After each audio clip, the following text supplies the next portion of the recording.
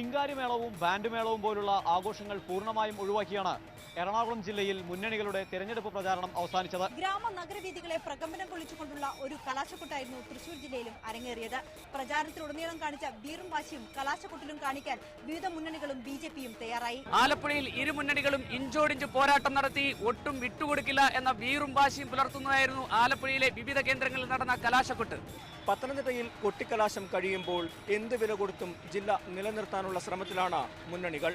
ഗതാഗത കുരുക്ക് ഒഴിവാക്കാൻ പ്രധാന ജംഗ്ഷനുകളെ ഒഴിവാക്കിയാണ് ഇത്തവണ കലാശക്കൊട്ട് പരിപാടികൾ കോട്ടയം ജില്ലയിൽ അരങ്ങേറിയത്.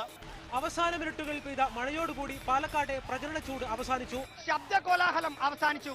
ഇടതിനും വലതിനും പുറമെ ബിജെപിയും ചെറുപാർട്ടികളും വലിയ പ്രതീക്ഷയോടെ വ്യാഴാഴ്ച പോളിംഗ് ബൂത്തിലേക്ക്. വിവിധ ബ്യൂറോകൾക്കൊപ്പം റഹീസ് റഷീദ്, മീഡിയ 1 മലപ്പുറം.